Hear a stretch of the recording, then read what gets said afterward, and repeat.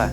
Na aula de hoje, avançaremos os nossos estudos em arquiteturas de computadores com um assunto muito importante, que é a hierarquia de memória. O termo hierarquia de memória é utilizado pois em um computador temos vários tipos de memória, desde memória muito rápidas e de baixa densidade, que são os registradores do processador, até memórias mais lentas, mas de grande densidade, como os discos rígidos, que armazenam terabytes de dados.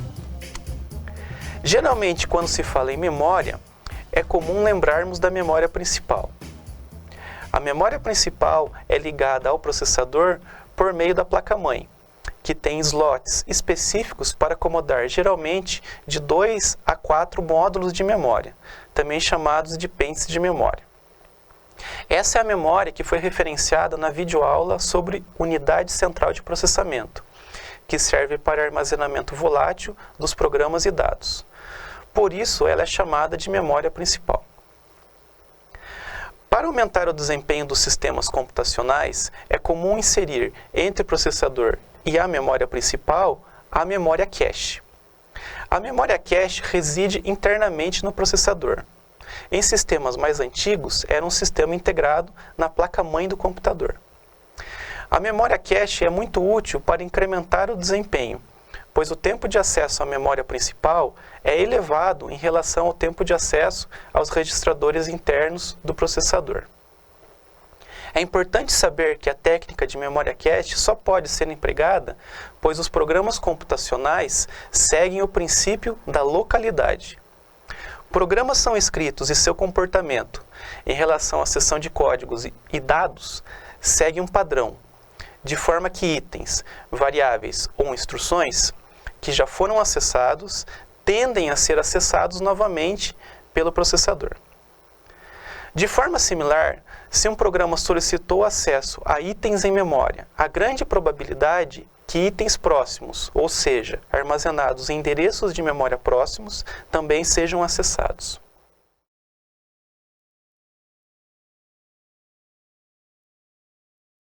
Um vetor é alocado em memória em endereços sequenciais. Se o seu programa realiza acessos a esse vetor, o processador emprega a memória cache para trazer, junto com a primeira instrução de acesso ao vetor, um bloco com parte do vetor ou até mesmo o vetor inteiro para a memória cache. Assim, nos próximos acessos ao vetor, realizados pelo seu programa, o processador já teria uma cópia dos valores em uma memória mais próxima e mais rápida em relação à memória principal, que é a memória cache. Ainda considerando o nosso exemplo, a variável i é acessada várias vezes no laço de repetição for. Esse tipo de localidade é chamado de localidade temporal. No mesmo programa exemplo, itens do vetor são acessados sequencialmente. Esse é um exemplo de localidade espacial. Como os itens do vetor estão também armazenados sequencialmente em memória, o computador explora a localidade espacial, trazendo, juntamente com a primeira instrução load, uma sequência de itens. Com isso, o desempenho é melhorado, pois as próximas instruções a serem executadas já vão trabalhar com dados residentes na memória cache. A quantidade de itens que o processador traz em cada leitura é chamada de bloco ou tamanho de linha de memória cache. Um valor comum de tamanho de bloco é igual a 64 bytes. As transferências entre o processador e a memória são feitas considerando o tamanho de bloco. Em um primeiro momento, a memória cache está vazia. Na medida que o programa vai sendo executado, a memória cache vai sendo preenchida. Se o processador encontra a informação desejada na cache, isso é chamado de acerto. Quando o processador faz a busca do dado ou instrução e não encontra na cache, isso é chamado de falha. Dentre todos os acessos à memória, seja dados ou instruções, a taxa de acertos é a proporção dos acessos que houve acerto em cache.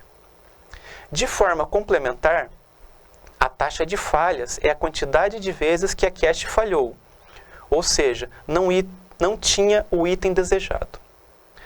Para que a cache tenha um bom desempenho, a taxa de acertos deve ser muito maior que a taxa de falhas. Quando ocorre uma falha na cache, o processador necessita buscar o item na memória principal. O custo para realizar esta busca é chamado de penalidade de falha. A penalidade de falha aumenta na medida que aumenta o tamanho de bloco. Para que a memória cache tenha um bom desempenho, é necessário aumentar a taxa de acertos e diminuir a penalidade de falha. Para aumentar a taxa de acertos, uma estratégia é aumentar o tamanho total da cache. Todavia, o custo de produção de memória cache é elevado, assim como seu consumo de energia, em relação à tecnologia de memória principal. Busca-se então projetar circuitos lógicos que otimizem o uso da memória cache, por meio de organizações que maximizem a taxa de acerto e minimizem a penalidade de falha, reduzindo assim a taxa de falhas. Com isso, o desempenho global na computação pode ser incrementado. Como a cache é implementada? Os circuitos responsáveis pelo gerenciamento dos blocos da memória cache são comumente organizados de duas formas principais: mapeamento direto ou mapeamento associativo por conjunto. No mapeamento direto, um bloco é sempre alocado em posições fixas na memória cache. A posição que um bloco deve ocupar na memória cache é obtida a partir do endereço de memória do item. A vantagem do mapeamento direto é o tempo de acerto reduzido. Para os circuitos de gerenciamento da cache, é rápido identificar se o item está ou não disponível na cache, pois a indexação é rápida e relacionada com o endereço de memória do item. Todavia, a desvantagem do mapeamento direto é o compartilhamento de posições de cache por blocos de memória diferentes, que leva a uma subutilização do espaço da memória cache e assim a perda de desempenho, por aumentar a taxa de falhas. A figura ilustra a organização por mapeamento direto de uma cache de 8 linhas. Nesse caso, 3 bits do endereço de memória são usados como índice para o número do conjunto, ou seja, o número da linha da cache. Além do item armazenado, cada linha deve armazenar 1 bit de validade, que indica se há uma informação válida na linha em questão, e o campo de tag. O campo de tag corresponde à parte alta do endereço do item armazenado na linha. Desde que a linha é compartilhada por vários endereços de memória, o campo tag permite que o circuito identifique se o item armazenado corresponde ao item buscado pelo processador.